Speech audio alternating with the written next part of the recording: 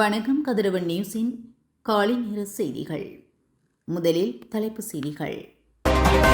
தேசிய அடையாள அட்டை விநியோகம் தொடர்பில் வெளியான தகவல். தனியார் பேருந்தில் சிக்கி 6 வயது சிறுமி சம்பவ இடத்திலேயே உயிரிழப்பு. இலங்கை போக்குவரத்து சபைக்கு அதிரடி மாற்றம், 600 புதிய குளிரூட்டப்பட்ட பேருந்து.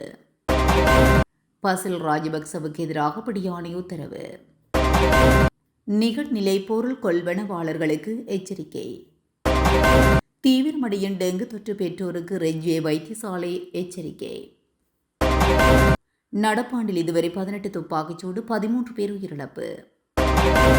இன்னும் 3 வாரங்களுக்கு நீடிக்கும் அபாய நிலை, அமைச்சர் விடுத்துள்ள அவசர அறிவிப்பு. தொடர்பான விரிவான செய்திகள். கடந்த ஒரு வருட காலத்தில் தபால்கள் மூலம் ஆட்பதிவு திணைக்களத்துக்கு திருப்பி அனுப்பப்பட்டுள்ள தேசிய அடையாள அட்டைகளின் எண்ணிக்கை சுமார் 3800 என தேசிய கணக்காய்வு அலுவலகம் வெளிப்படுத்தியுள்ளது. குறித்த தொகையில் 2433 அடையாள அட்டைகள் 2005ஆம் ஆண்டில் பிறந்த பாடசாலை விண்ணப்பதாரர்களுக்கு சொந்தமானவையாகும். இது சர்வதேச அடிப்படையில் 64% என்றும், குறித்த விண்ணப்பதாரர்கள் 2005ஆம் ஆண்டில் பிறந்திருந்த போதிலும் அவர்கள் 2020ஆம் ஆண்டிலேயே விண்ணப்பங்களை சமர்ப்பித்துள்ளனர். தேசிய அடையாள அட்டையை வழங்குவதற்கு திணைக்களம் 4 வருட காலத்தை எடுத்துக்கொண்டுள்ளது. அந்த காலப்பகுதியில் விண்ணப்பதாரரின் தனிப்பட்ட முகவரி மாறியமை, விண்ணப்பதாரர் வெளிநாடு சென்றமை, உயிரிழந்தமை மற்றும் முகவரிகள் பிழையாக குறிக்கப்பட்டிருந்தமை போன்ற காரணங்களால் அடையாள அட்டைகள் இவ்வாறு திருப்பி அனுப்பப்பட்டுள்ளன. தேசிய அடையாள அட்டை அச்சிடும் போது ஏற்பட்ட பிழைகள் மற்றும் புதிய அடையாள அட்டைகளை வழங்கும் போதும் பழைய அடையாள அட்டைகளை மீள பெற்றுக் கொள்ளப்படுகின்றது. இந்த சந்தர்ப்பங்களில் சேகரிக்கப்பட்ட அடையாள அட்டைகளின் மொத்த எண்ணிக்கை கடந்த ஆண்டளவில் 6 லட்சத்தை நெருங்கியுள்ளதாக தேசிய கணக்காய்வு அலுவலகம் வெளிப்படுத்தியுள்ளது. இவ்வாறு சேரும் அடையாள அட்டைகளை அளிப்பதற்கான முறையான செயல்திறன் மிக்க பொறிமுறை திணைக்களத்திடம் இல்லை எனவும் தேசிய கணக்காய்வு அலுவலகம் தெரிவிக்கின்றது. மாத்தறை கதிர்காமம் பிரதான வீதியின் தொடங்கொட லுணுக்கலப்புவ சந்தியில் தனியார் பயணிகள் பேருந்தொன்றில் சிக்கி 6 வயது சிறுமி சம்பவ இடத்திலேயே உயிரிழந்ததாக தெக்வெல்ல காவல்துறை தெரிவித்துள்ளது. உயிரிழந்தவர் தெக்வெல்ல பகுதியில் உள்ள பாடசாலையொன்றில் 1ஆம் ஆண்டில் கல்வி கற்று வந்த லுணுக்கலப்புவ பகுதியைச் சேர்ந்த சிறுமியொருவர் என தெரிவிக்கப்பட்டுள்ளது. நேற்று அதிகாலை சிறுமி தனது தாய் மற்றும் முன்பள்ளிக்கு செல்லும் சகோதரருடன் தெக்வெல் நகரத்துக்கு செல்வதற்காக மாத்தறை மெத்தனிய பேருந்தில் ஏற சென்றபோது இந்த விபத்து இடம்பெற்றுள்ளது. சம்பவம் தொடர்பில் சிறுமியின் தாய் தெரிவிக்கையில், தானும் தனது மகனும் முதலில் பேருந்தில் ஏறியதாகவும் சிறுமி பேருந்தில் ஏறும் போதே பேருந்து முன்னோக்கி செலுத்தப்பட்டதாகவும் குறிப்பிட்டுள்ளார். விபத்து நேர்ந்தவுடனேயே பேருந்தின் சாரதி பேருந்தை கைவிட்டு தப்பி சென்றுள்ளதாகவும் தெரிவிக்கப்பட்டுள்ளது. சம்பவம் தொடர்பில் தெக்வெல்ல திடீர் மரண விசாரணை அதிகாரி ஜெயந்த சமரசிங்க வருகை தந்து விசாரணைகளை மேற்கொண்ட பின்னர் உடலத்தை பிரேத பரிசோதனைக்காக மாத்தறை மருத்துவமனைக்கு கொண்டு செல்லுமாறு காவல்துறைக்கு உத்தரவிட்டுள்ளார். சம்பவம் தொடர்பாக தெக்வெல்ல காவல்துறை மேலதிக விசாரணைகளை மேற்கொண்டு வருகின்றார். இலங்கை போக்குவரத்து சபையின் நகரங்களுக்கு இடையிலான மற்றும் தொலைதூர சேவைகளுக்காக முன்பு திட்டமிடப்பட்டிருந்த 600 சாதாரண பேருந்துகளுக்கு பதிலாக 600 குளிரூட்டப்பட்ட புதிய பேருந்துகளை கொள்வனவு செய்ய அமைச்சரவை அனுமதி வழங்கியுள்ளது. 2026ஆம் ஆண்டுக்கான அரச முதலீட்டு திட்டத்தின் கீழ் 49 இருக்கைகள் கொண்ட பேருந்துகளை கொள்வனவு செய்வதற்காக 14,400 மில்லியன் ரூபாய் ஒதுக்கப்பட்டிருந்தது.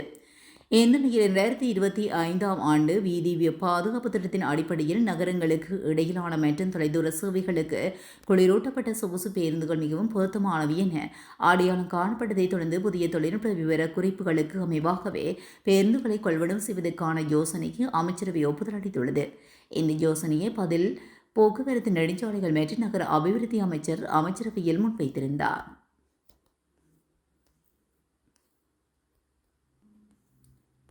முன்னாள் அமைச்சர் பசில் ராஜபக்சவுக்கு எதிராக மாத்தறை நீதவான் நீதிமன்றம் பிடியாணை உத்தரவு பிறப்பித்துள்ளது.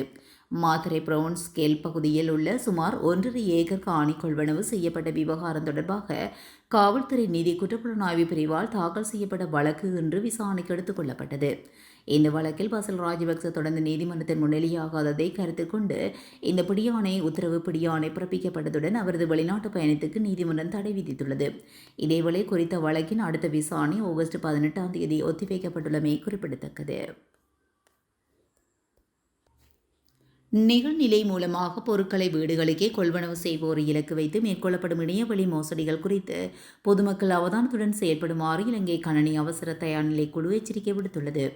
வாடிக்கையாளர்கள் நிகழ்நிலை ஊடாக கொள்வனவுக்காக பதிவு செய்யாத பொருட்கள் விநியோகிக்கப்படும் போது மூன்றாம் தரப்பினரால் ஏற்படுத்தப்படும் தொலைபேசி அழைப்புகள் மற்றும் குறுஞ்செய்திகள் குறித்தும் விழிப்புடன் இருக்குமாறு இலங்கை கணனி அவசர தயார்நிலை குழு அறிவித்துள்ளது. இவ்வாறான மோசடிகளில் இதுகுறித்து பதிவு செய்யப்படாத பொருட்களை ரத்து செய்ய வேண்டும் என கூறி குறுஞ்செய்தி அல்லது வாட்ஸ்அப் செயலியூடாக இணைப்பு ஒன்றினை அனுப்பி வைக்கப்பட்டுள்ளதாகவும் குறித்த இணைப்பை அணுகுவதன் மூலம் ரகசிய குறியீட்டை பெற்று தரவுகளை கையாளக்கூடிய செயலி கோப்புகளை மோசடிக்காரர்கள் பதிவிறக்கம் செய்ய வைப்பதன் மூலம் தொலைபேசி கணனியில் உள்ள தரவுகளை பெற்றுக் கொள்கின்றனர். அத்தோடு போலியான விநியோக முகவர்களும் நேரடியாக வந்து பொருள் கொள்வனவுக்கான பதிவை ரத்து செய்வதாக கூறி இணைப்பை அணுகுமாறு தெரிவித்தும் வங்கிக் கணக்கு விவரங்கள் மற்றும் தனிப்பட்ட தரவுகள் மோசடிக்காரர்களால் திருடப்பட்ட சம்பவங்களும் பதிவாகியுள்ளன. எனவே அறிமுகமில்லாத நபர்கள் அனுப்பும் இணைப்புகளை அணுகுவதையோ ஒரு முறை பயன்படுத்தும் கடவுச்சொல் மற்றும் பின் எண்களை பகிர்வதையோ தவிர்க்குமாறு அறிவுறுத்தப்பட்டுள்ளது.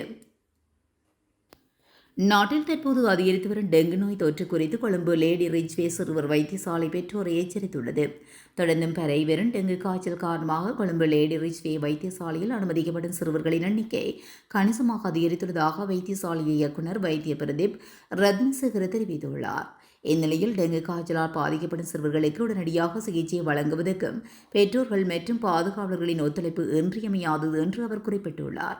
எனவே சிகிச்சைக்காக தங்களுடைய பிள்ளைகளை அழைத்து வரும் பெற்றோர் வைத்தியசாலையில் கோரப்படும் ஆவணங்களை சரிவர கொண்டுமாறு கேட்டுக் கொள்ளப்பட்டுள்ளனர். நடப்பாண்டில் இதுவரை நாட்டில் 18 துப்பாக்கிச்சூட்டு சம்பவங்கள் பதிவாகியுள்ளதாக போலீஸ் தலைமையகம் தெரிவித்துள்ளது. கடந்த 24 மணி நேரத்தில் பிளியந்தலை மற்றும் தெகிவளை போலீஸ் பிரிவுகளில் இடம்பெற்ற 2 துப்பாக்கிச்சூட்டு சம்பவங்களும் இந்த எண்ணிக்கையில் அடங்குகின்றன. இந்த ஆண்டில் பதிவான மொத்த துப்பாக்கிச்சூட்டு சம்பவங்களில் 13 பேர் உயிரிழந்ததுடன் மேலும் 10 பேர் காயமடைந்துள்ளதாக போலீஸ் பிரிவு தெரிவித்துள்ளது. அடுத்த 3 வாரங்களுக்கு டெங்கு அபாய நிலை நீடிக்கும் என்று சுகாதார அமைச்சர் நலிந்த ஜெயதிஸ் எச்சரிக்கை விடுத்துள்ளார். அமைச்சரவை முடிவுகளை அறிவிக்கும் வாராந்த செய்தியாளர் சந்திப்பின் போதே அவர் மேற்கண்டவாறு குறிப்பிட்டுள்ளார். தொடர்ந்தும் தெரிவிக்கையில் டெங்கு தொற்று பரவல் ஓரளவுக்கு கட்டுக்குள் கொண்டு வரப்பட்டுள்ளது. எனினும் எதிர்வரும் ஆகஸ்ட் மாத நடுப்பகுதி வரையிலான அபாய நிலை தொடரும். கடந்த சில வாரங்களை விட தற்போது பதிவாகி வரும் டெங்கு நோயாளர்களின் எண்ணிக்கையின் அடிப்படையில் நிலைமை ஓரளவு கட்டுப்படுத்தப்பட்டுள்ளதே அறிய முடிகின்றது. எனினும் டெங்கு அபாயம் உள்ள பகுதிகள் மற்றும் வளாகங்களை சுத்தம் செய்யும் பணிகளை தொடர வேண்டும் என்றும் அரசு நிறுவனங்களுக்கு தொடர்பான அறிவுறுத்தல்கள் வழங்கப்பட்டுள்ளன. டெங்கு என்பது ஒரே நாளை தீர்க்கக்கூடிய ஒன்று அல்ல. எனவே தொடர்ச்சியான அவதானம் தேவை. டெங்கு நோய் தொற்றுக்கு எதிரான நடவடிக்கைகள் தொடர்ந்து முன்னெடுத்து செல்ல வேண்டிய நிலை உள்ளது என்று அதில் குறிப்பிட்டுள்ளார். இத்துடன் கதிரவன் நியூஸின் காலை நேர பிரதான செய்திகள் நிறைவடைகின்றன. தொடர்ந்தும் செய்திகளோடு இணைந்திருக்க கதிரவன் நியூஸுடன் இணைந்திருங்கள். நன்றி, வணக்கம்.